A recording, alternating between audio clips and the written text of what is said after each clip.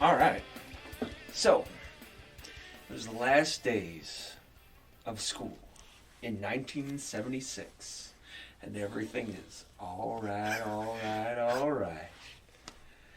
I'm Matt Dewis, bringing Dazed and Confused to the table. Here with me, always are my best friends and co-host, Steve Frazier. I can't believe you did the line in the open. Yep. All right. Had to. L-I-V-I. Introduce this other guy. So, to my left is Randy Kirk. All right.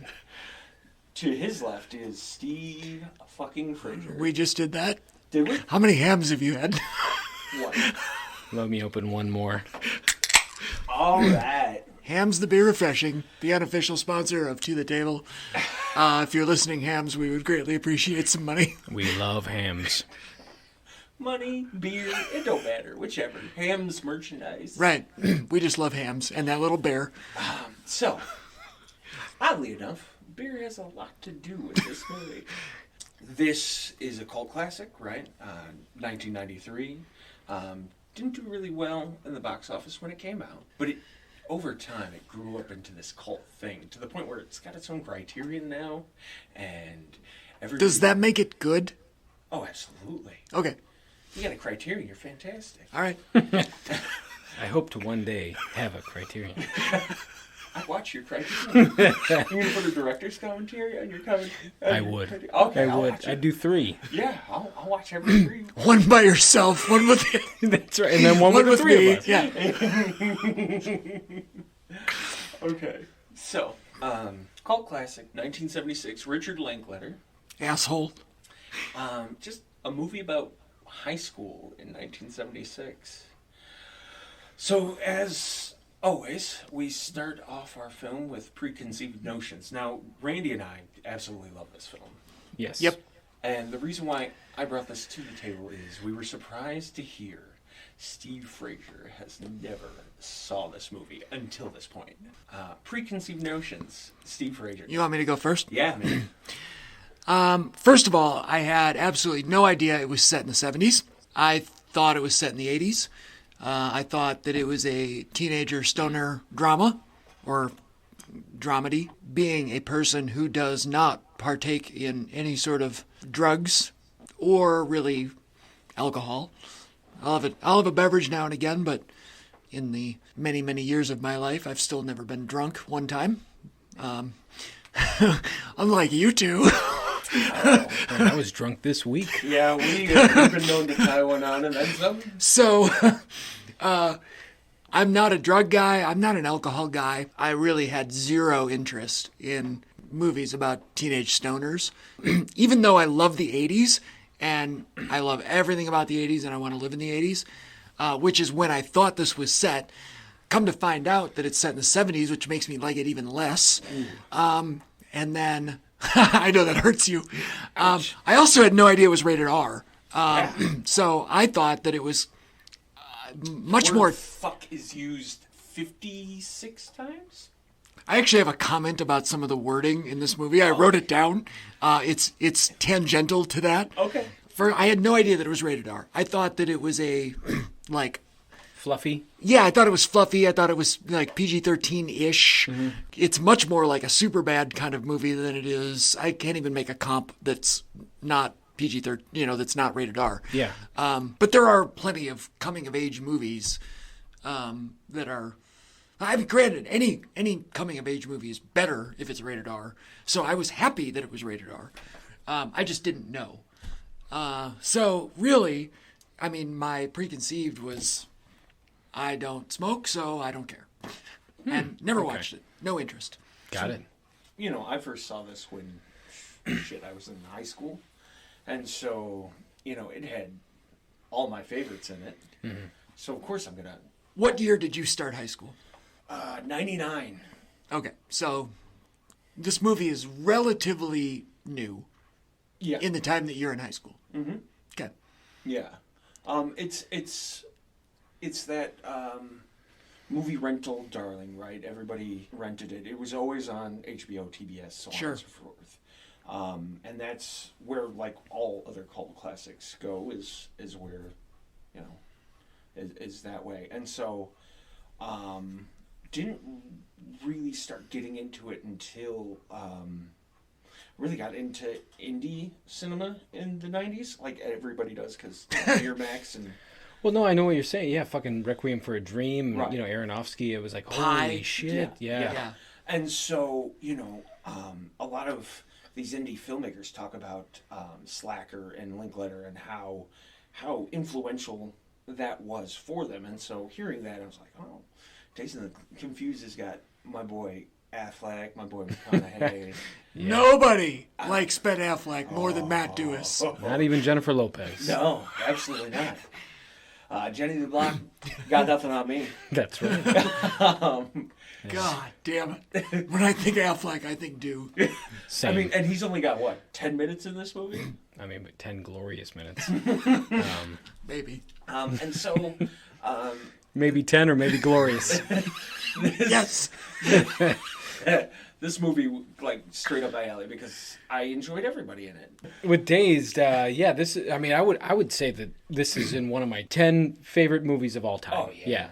And this is You say, oh, yeah, too? Oh, yeah. I could put it at 9 or 10. Fun fact is that this is the very first movie I ever owned, I ever purchased myself on VHS. Okay. That is fun. I like that. So, and that it was, at least for me, the poster, the VHS cover, iconic. Yep. I don't know what it was. You may not, Frage, you may not agree because, again, we talked about it didn't appeal to you at that time. Face. It was just one of those with that, and then the blue cover with the four on. Yeah, it was great. So with I can't recall my preconceived notions at the time that I saw it at 10 or 11, but now going back into it again, watching it this time after seeing it 30 times, it was like, I know I'm gonna love it. Yep. I know how I'm gonna feel coming out of it, and I know I'm gonna enjoy every minute. So. I'm gonna watch it again 20 times over. My post-conceived, that's gonna be something I'm gonna talk about because I know I'm gonna love every second. So.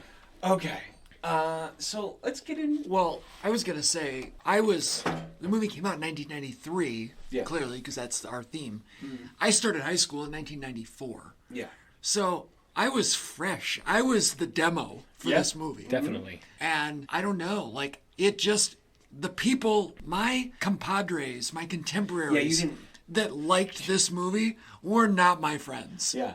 And I don't know. You're the Anthony Rapp. I am 100% Anthony Rapp in this movie and all others. Adam Goldberg? Is that Goldberg? Adam Goldberg, man. Yeah. You were in that. And then the third of that crew is Ribisi, who's Giovanni Ribisi's twin sister. Oh, I don't think I knew that. Yeah, she's. I guess the third of the tricycle. Fun fact with Uncle Ray. Right. That's two for you. Yeah, I guess. Yeah.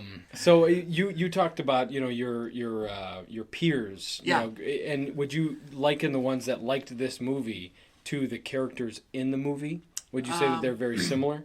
Some of them, yeah, absolutely. Okay. There are very few people in this movie that I would actually want to be friends with, personally. Anthony Rapp, among them, I feel like would be my friend in this movie and every other movie he's ever been in. All right. Now, what about just a real important one here? Randall Pink Floyd. Would he be your friend? Not at all. Wow. Now, only because he is the football jock. Okay. He absolutely would have picked on me. You think Pink would have? I don't think Pink is the click jumper. Well, yeah, that's true. He's the chameleon. Okay, well, first of all, he's nicknamed... That is the Randy Kirk of our group. He's nicknamed after my least favorite band of all time, so fuck him. I'm not a Pink Floyd fan either, but yeah. No, yeah, absolutely not. So, yeah, I mean, I'm trying to decide what order of grievances. It's like fucking Festivus over here. You hate this movie that much? Oof. I don't want to say that I hate it, but spoiler alert, I didn't like it. Oh, man. So, you know what? It does not surprise me. Why? Why do you say that? Because I knew exactly that this wasn't going to be your movie. It was about a thing that you do enjoy a party when it's with your specific group of friends, but not in a large group when it's with other people. Sure. You are in that more of that Anthony Rapp, Adam Goldberg, Ribisi friend group, while The rest of us kind of are those outliers in those other Yeah, groups. you know what? I hear the parties going on. That could be fun. However, I've got my own shit, and that's all I care about. Yeah. Right. Yeah. Right. I'd much rather just sit at home and watch a movie. Right.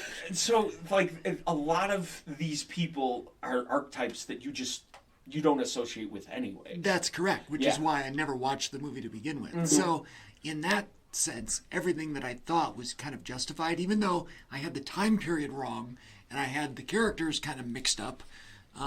It was still very much everything that I thought it was going to be, which I was like, oh, yep, that's on brand. So had Dazed and Confused been set in the 80s, Yep. which we can maybe tie in Everybody Wants Some here in a second, but had it been tied into the 80s, like, do you think you might have enjoyed it more? I would say yes, only because it wouldn't have been about weed, it would have been about cocaine, which is a much better drug. And the cultural differences would have shown themselves and they would have been more relatable to me, I think. Okay. I'm a child of the 80s. So we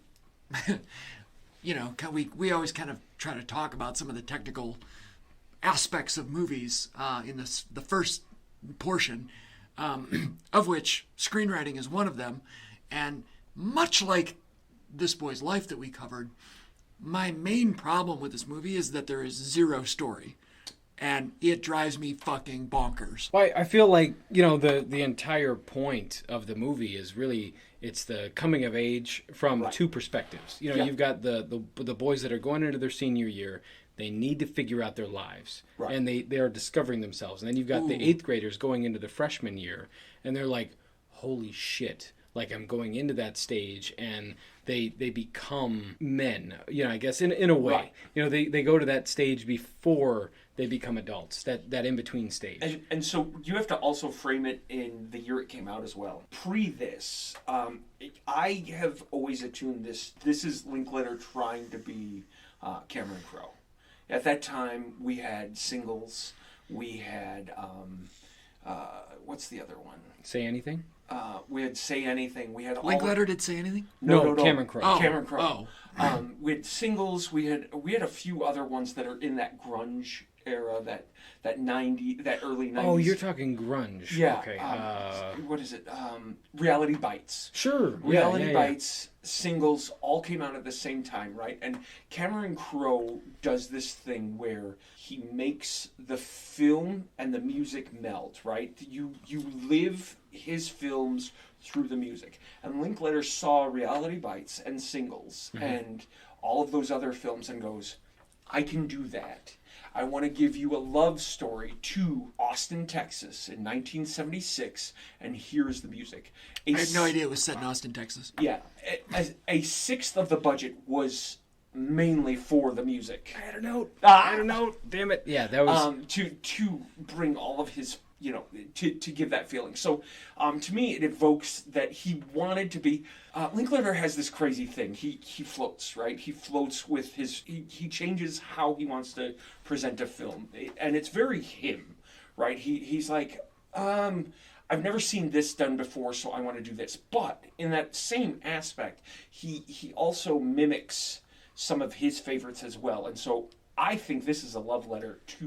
Which is why I love both Linklater and Cameron Crowe, because I feel like they're led by passion. They're led just what they want to do, what they love doing, and that's why I follow both of those directors. Yeah, but Crowe is good at it.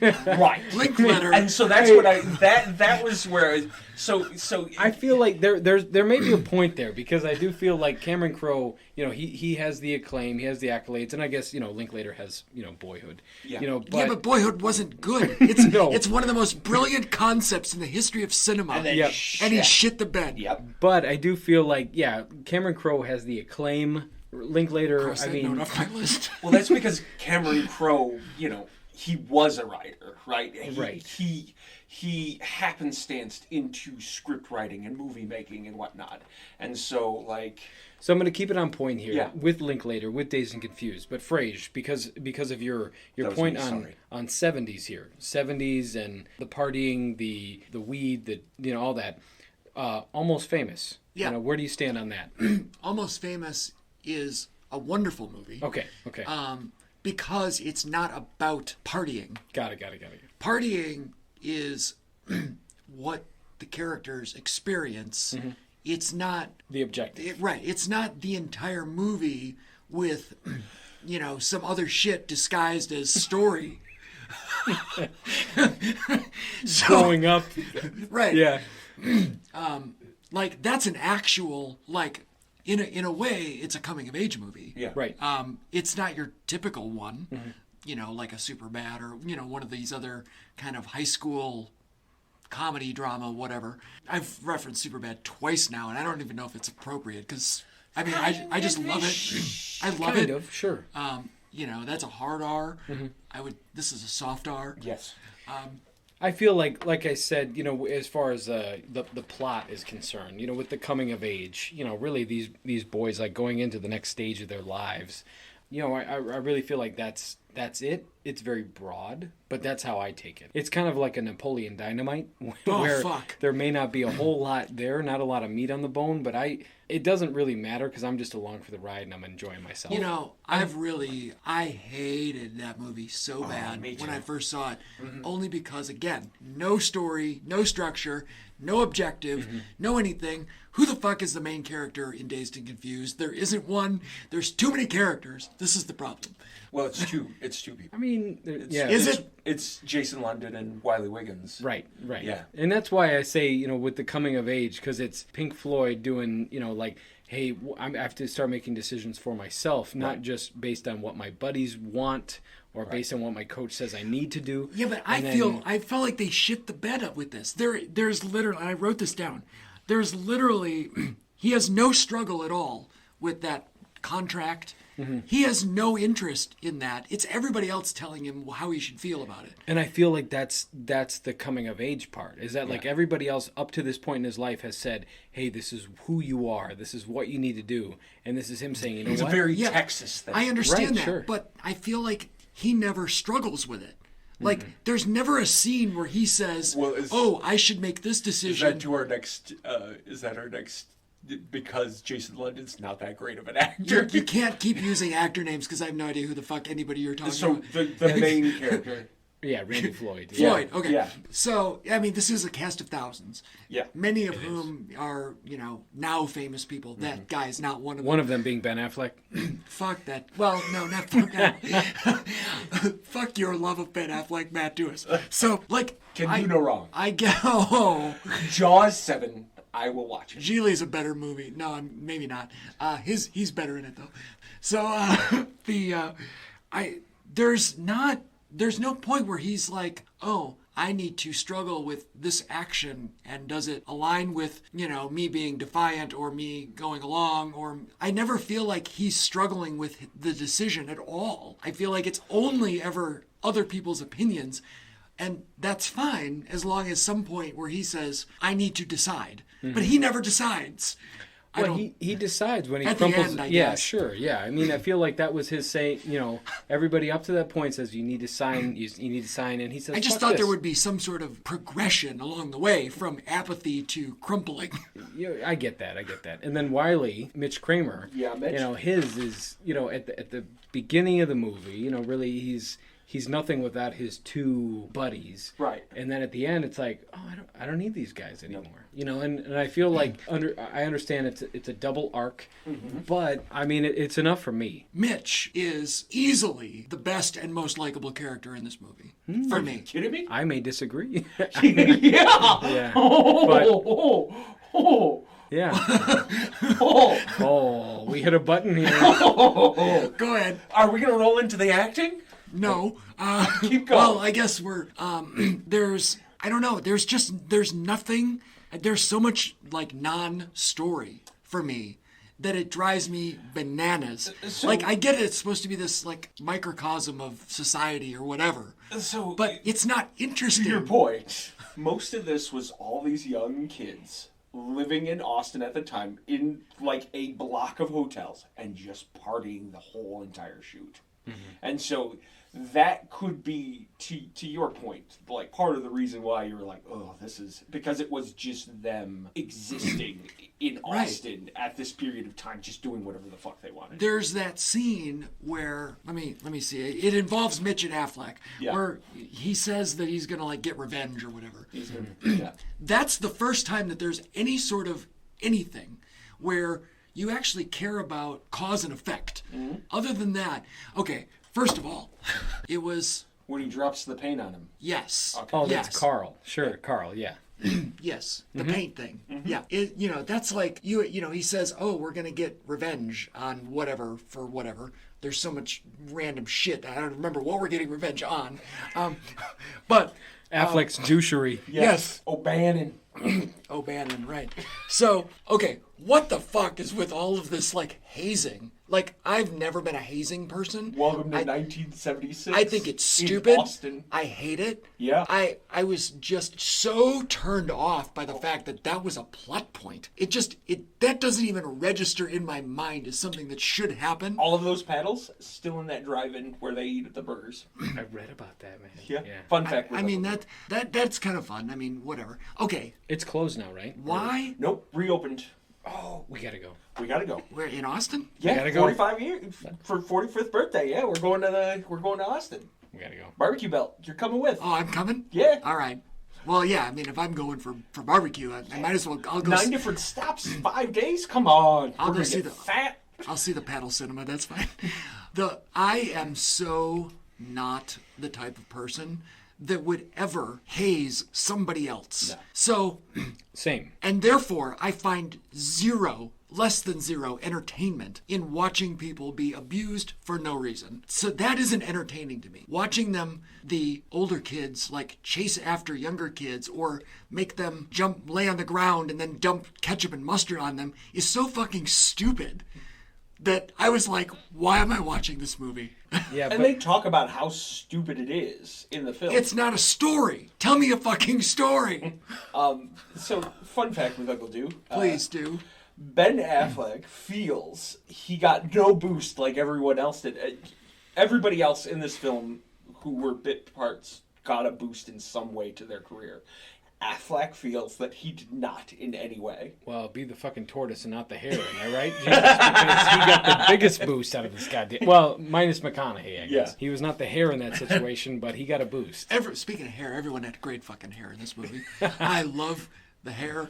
The costuming. I don't hate the 70s. Randy, you have always said that you would pick yourself up and drop yourself in the 70s and live there forever. For the rest of my life. Yep, I just want to be in the 70s. And I feel the same way about the 80s. Do you have a decade that you just want to be in forever? I think I could drop myself in anything, really, and have a good time. Shut up. Yeah, 50s, 60s, 40s, 30s. What about the 1780s? Yeah, I could be down on the farm. Yeah. Well,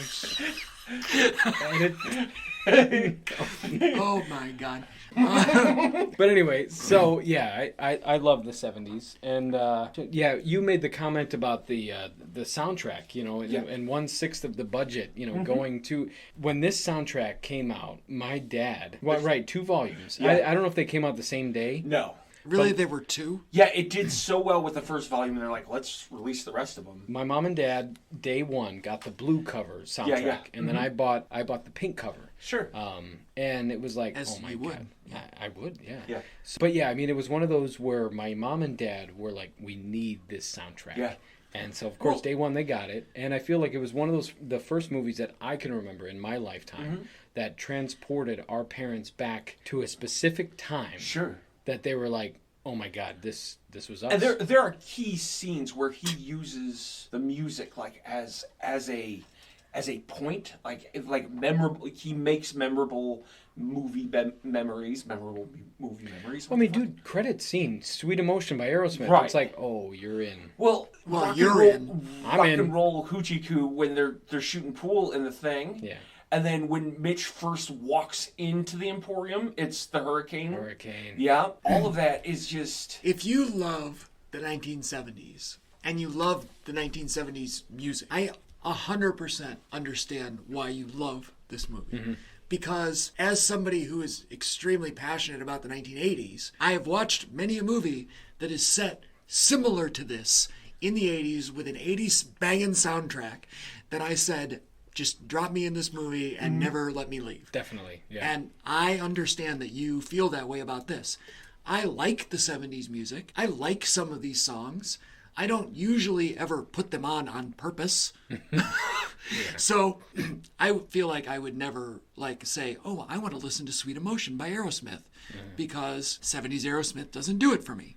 Now, you want to play What It Takes, or if you want to play Ragdoll, or you want to play one of the 80s Aerosmith hits, I'm in. Sure.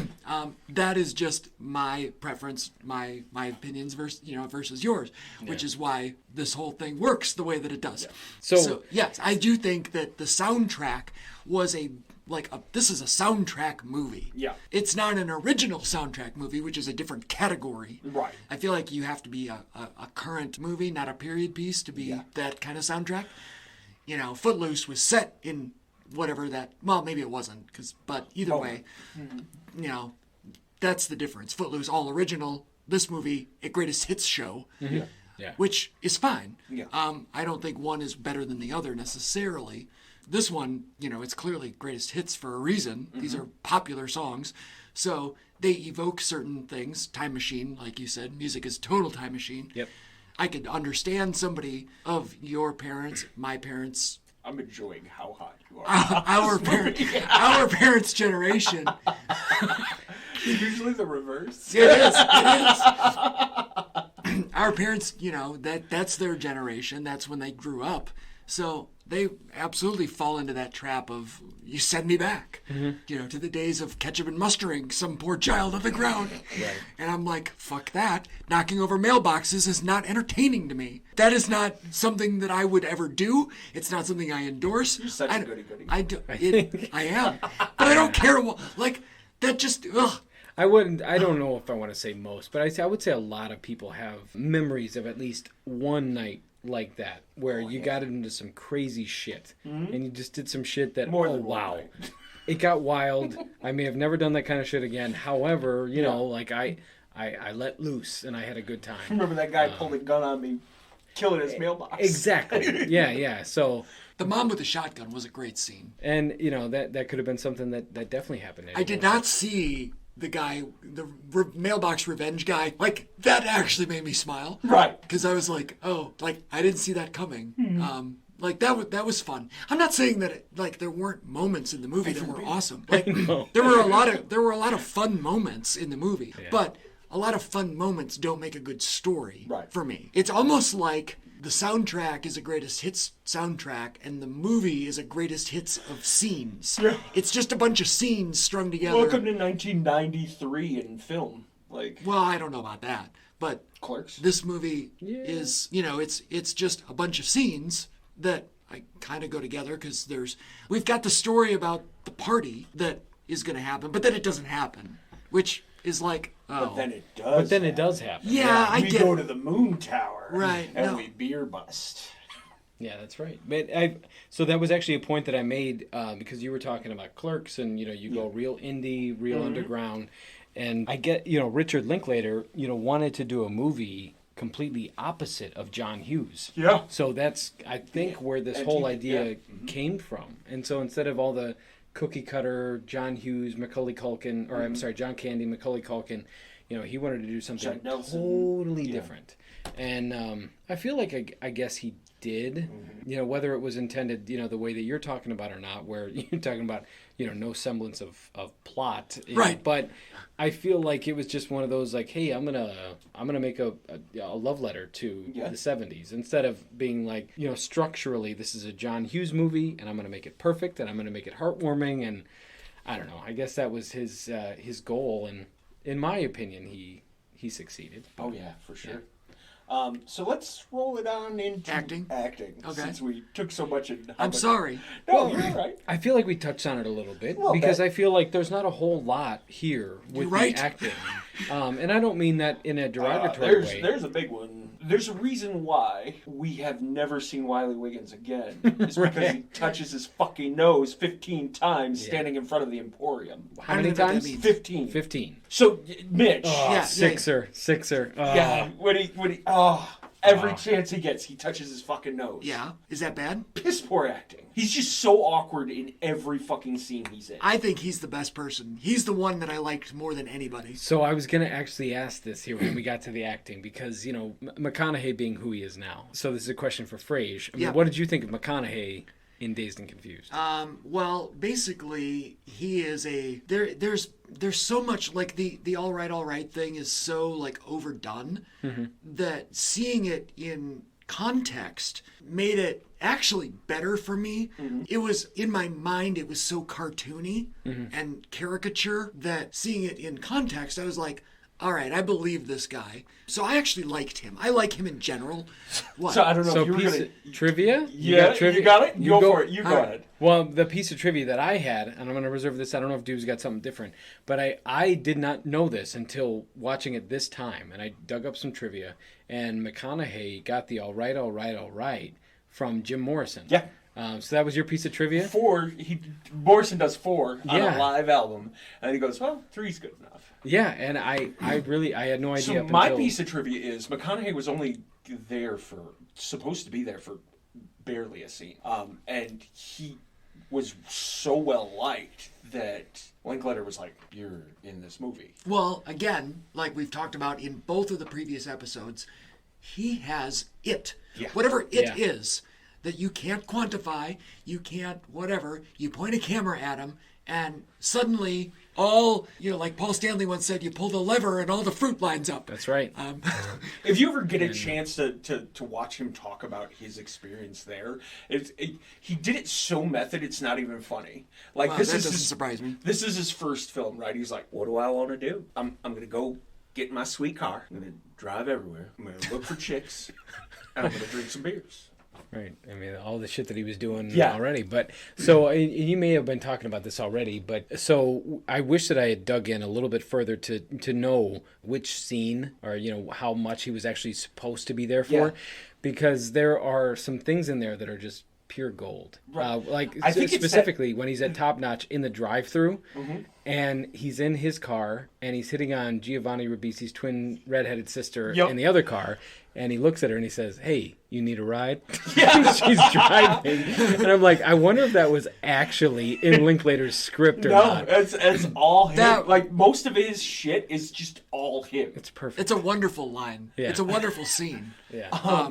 And I guess that's where I'm conflicted on this movie. Is it's made up of a bunch of wonderful scenes, but none of them mean anything. And I guess that's where I just suspend... So the only scene that he was supposed to be in was I know where you got this car from. I seen it in the back of a comic book. You got that was it, huh? Yeah. Mm-hmm. Yeah. Okay. Okay, so he's fantastic. Yeah. One of my issues is that people in the 70s in general, and when you cast people in the 70s, all are significantly older than the characters they're playing, or they look like they're 30.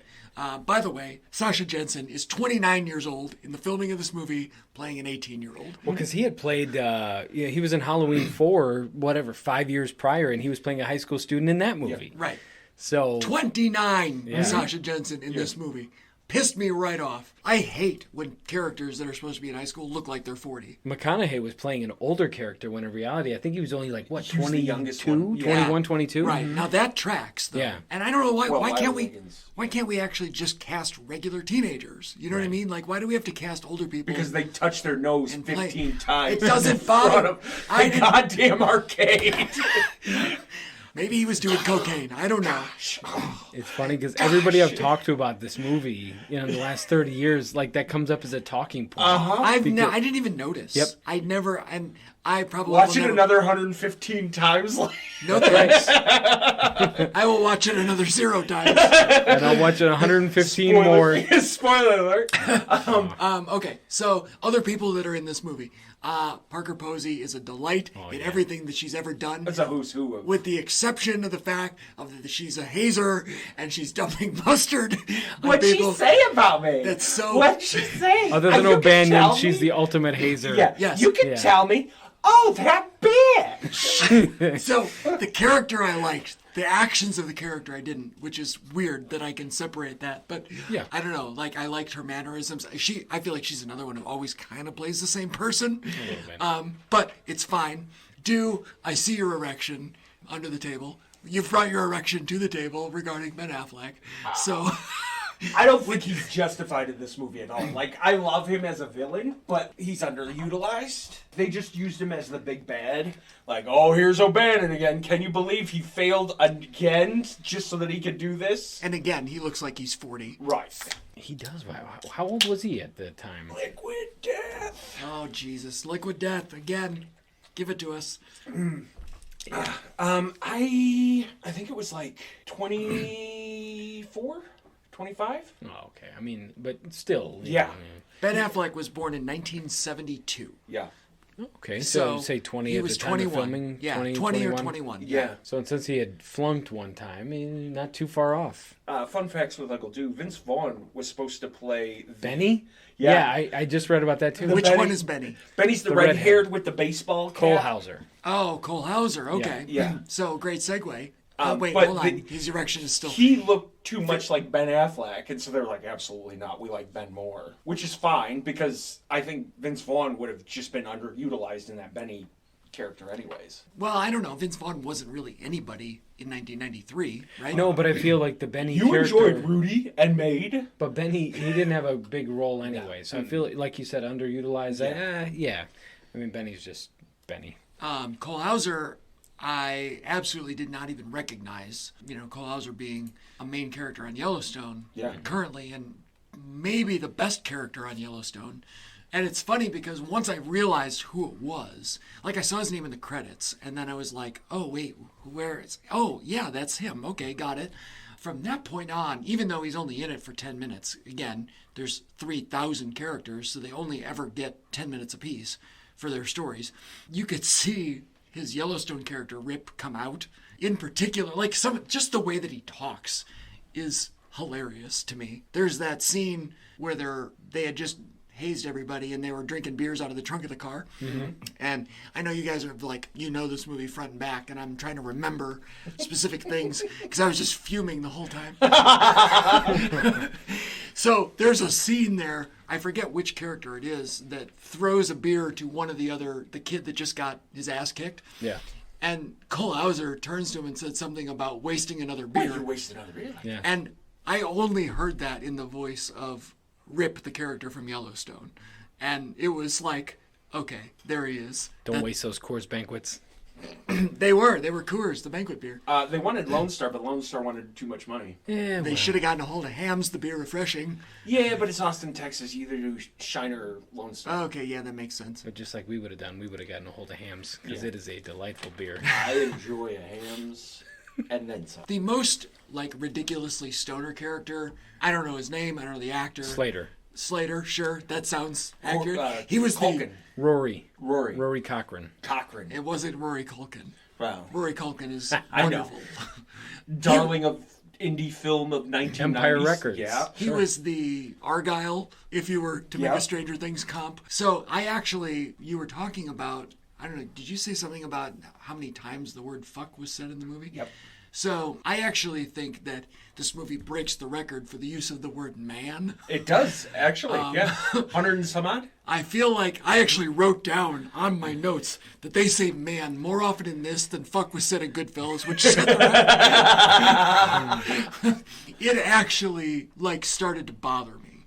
You mean like somebody touching their nose 15 times? No. Bothered me. The nose of the man.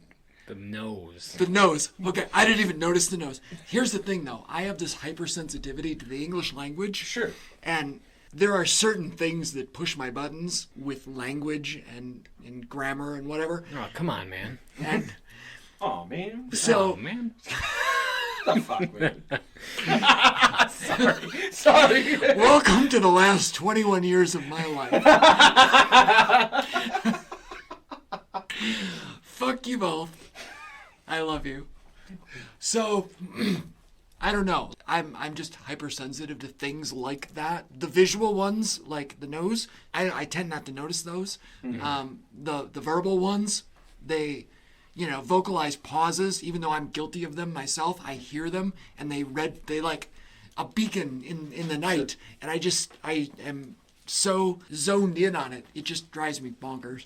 So, another thing about the acting, the one who throws the party, the long-haired Mila Jovovich's boyfriend. They were actually Pickford. did I read that they were married for like 10 minutes? Well, Yeah, and she he and was London hated each other. Hated each other. That's why McConaughey got more of a role, is because it was supposed to be Pickford and him getting Aerosmith. And I also read that the guy who plays Pickford, don't know his real name, but yeah, he's only done like 6 or 8 other things. So Which character was that? Pickford was the one who he ordered the keg of beer, got caught by his Got parents. it. Yep, Yeah. got it. The one who was originally supposed to host the party. Right, exactly, yeah. So he and London, who was Randall Pink Floyd, Okay. they did not get along at all during filming. Almost came to blows, and so All right. McConaughey took over that part of the story. From I that. see. Yeah. Anthony Rapp, obviously, I don't know. He had. I'm trying to think how many different roles he had that were in big movies other than Adventures in Babysitting, which is a national treasure of a movie. Mm-hmm. I'd probably look at that movie the way that you look at this movie, which is interesting. Probably. I've seen it, 100 times. Yeah. It's set in the 80s. I would watch it right now if we could. I remember that kid, not the other one, the brother. Oh, Yeah, don't tell mom the babysitter's dead? Yeah. Brad. Go ahead, keep going. Sorry, I digress. So, it took me a minute to realize. I was like, that guy looks like Anthony Rapp, but it probably isn't him. And then I was like, oh wait, it is him. Anthony Rapp. It is him. Perfectly wonderful 70s outfit. I feel like I would be his friend. He's my people. Anthony Rapp What is is my it people. that you do want to do? What would it? I Would want you to be? dance. Would you be Adam Goldberg's friend too? Probably. I like that guy. He's a Jew. I'm an honorary Jew. We'd probably get along. I don't know. I feel like all 3 of those people, the Ribisi twin. I like me a redhead. I also like a redhead. So, I would want to be McConaughey's friend in real life, but not McConaughey's character friend. I feel like I would want to be friends with all. Oh, you'd like Wooderson. That's why he likes high school girls. They say the same names. That might go on my tombstone.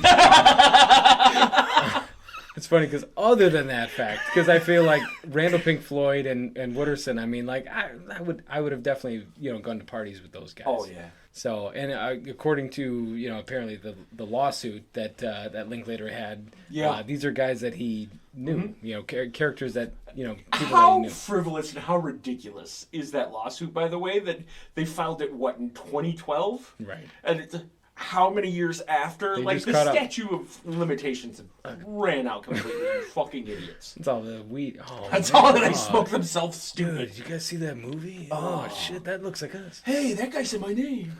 Yeah. Oh, you want to give us some money for making that movie? It'd be a lot cooler if you did. Speaking of money, the only other point that I had on here really You do it was pretty good, McConaughey. I try. the music again, where I guess Linklater and company had gone to Led Zeppelin to get one or a few songs. Dazed and Confused? And Jimmy Page. That's a song? Yeah. I'm not a Zeppelin guy. Dazed and Confused is a song, but they also wanted to get rock and roll. Yeah. And Jimmy Page gave the thumbs up. Robert Plant was the one who put the kibosh on that. Douche. So, Both which of them I'm are a little bit surprised about, honestly. Just rock and roll thieves, anyways. Yeah, but I feel like you should, maybe not, but I feel like more often than not, people would be open to licensing your hit song. I mean, they're going to get a payday out of it. What's the downside? Connection with Cameron Crowe, there was supposed to be a scene in which, a Led Zeppelin song was to be shown in Almost Famous, but they couldn't get the rights as well. They said no. What is the downside to licensing your song in a movie like this? I don't know one. None whatsoever. It lives on. Like, they've done VH1 specials over the music of Dazed and Confused and Almost Famous. Now, and is that, so here's the problem I have with that, is that it's not an original soundtrack. No. So you or I could very easily, like the 3 of us could come up with a soundtrack. You tell me what year we're set in. Oh, 1976? I come up Great. with a soundtrack every summer. Let's. True. You do. Every year there's a Dewis Listening song to of the for summer. 22 years. Yep. But, if you said, oh, it's 1984, let's make a soundtrack. The three of us could pick out 10, 12 songs from 1984. Let's go crazy. And we could. Soundtrack. It was hypothetical, boys. We Don't could, you threaten us with a good time? nobody would have as good a time as me. But I'm just saying, is there an art to picking the right songs? Oh, because absolutely. I feel like it's hard to do it wrong. And now he's looked at as a genius because he compiled the 12 greatest hits of 1976. I don't know. Is it an accomplishment? I guess it's how he used it, right? There's certain things that he Tuesday's Gone is used when they're sitting in the football field, right? So well done. Right, But it was also done in Happy Gilmore and just as effective. No? like I said, Rock and Roll Hoochie Coo, I hate that song. hits the Do you cue really? ball. I hate it. Hits love the that cue song. ball. It cracks the rest of the balls, and just right on that beat. Sure. Yeah. Yeah. I mean, is it well placed? Okay. It takes some finesse and some skill to do that. I agree with you. I don't disagree with either one of you. I'm but- just saying, the point here was about. I said, "What's the downside of licensing your music?" And you were like, "Oh, it's such an iconic, whatever." And I'm like, "Well, it's that's kind of moot because they're all just hits." It's I mean, the fact that you didn't know Dazed and Confused or Rock and Roll was a Led Zeppelin song just shows you right there. well, I also don't like Led Zeppelin, so I mean, who really who does? I do. I'm so sorry. I wasn't raised on Led Zeppelin. However, in my teenage years and onward, I love them. Do I respect them? Sure. Would I ever listen to them on purpose? Absolutely not. There's a few songs that I can. I'm Anyway. not going to go and search. So, Okay, Linkletter's, I guess, do you think that, in his career, is this His opus. This is his opus. I guess, Boyhood is his opus, right? When was the last time you talked about Boyhood besides today? I didn't say that it was his legacy film. I said it was his opus. Just because you make an opus doesn't mean that it is going to be the one that's the most critically acclaimed or whatever. I mean, So sorry. Warren Beatty made Reds and then had to apologize for it. You're saying Boyhood was his most technically impressive. Yeah, I mean, and then he did those. Didn't he? Wasn't he the one that did those movies with Ethan Hawke, Yeah. the trilogy of movies with Sunsets. Yeah, I Before never saw. Sunrise. I never After saw any of Sunset, those. And so on and so forth. Yeah. He's very gimmicky. I would agree that this is probably his most popular movie. But is it the Out of best all of them, one? It's my favorite. Oh, Is it the for best sure. one, or is it? I mean, clearly it's your favorite. Yeah. I think all around it's his best work. So you don't know Did he this. write it? Yeah, he Yeah. wrote it. He wrote it and directed. Okay. Yep. So there's a titular sequel, an unofficial sequel called Everybody Wants Some that he set in the 80s that is supposed to be it's sort of likened to its sequel. And unfortunately, Kevin Smith makes Clerks 3 and you're like, oh, you fucking made Clerks 3. But Right. And then you paid to go see it. right. Whereas Linklater goes, oh, I'm going to make Everybody Want Some. And you're like, well, do I really need a sequel to Dazed and Confused? What year did that come out? It came out in 14? 2016. 16. Oh, that's recent. Yeah. Yeah. I mean, relatively. And so it's set in the 80s, but we don't have Pickford. We don't have, it's just whatever they call it, a whatever sequel. Sure. But that wasn't good either. But also, with commercial success for Linklater, he did School of Rock. He directed that. That is true. So I from didn't a know that. Commercial standpoint. But he didn't write it. It's Mike, what's Right, his name? Mike White. Yeah. Yeah, of White Lotus. Survivor. Yeah, White Lotus guy. Right. But I love that movie. yeah, I mean, commercial success, School of Rock was up there Yeah. for Linklater. But he also did a few that I love, like under the radar, like Suburbia, which Yeah. Giovanni Ribisi, he's in that. That is a good movie. Parker Posey's also in that. So he did that one. It's a sleeper, but I love it. God, we watched it a couple of times together. Yeah, it's dark, it's heavy, but it's good. It's good. I like that one. So, But if you asked him, is he still alive? Yeah. Yeah. Okay. If you asked him what he thought that his best life's work would be, he would say Boyhood. Yeah. Boyhood for sure. But yes, this one is iconic and everybody loves it. And you love it. And he loves it. And teenagers across America love it. Well, they used to have like a festival for it, and every time there's an anniversary for it, they throw a shindig in Austin, and some of the actors come out. You like go in the woods and drink beers at the end? All right. Do our listeners love it? I don't know. You let us know in the comments. Yeah, comment, like, and subscribe. This is where it gets interesting, because I feel like of the at least the first ones that we've done, or the 1993 series, this one is the most polarizing. Yeah. And I know without a doubt that I'm in the minority here. I guarantee that most people are like, fuck that guy.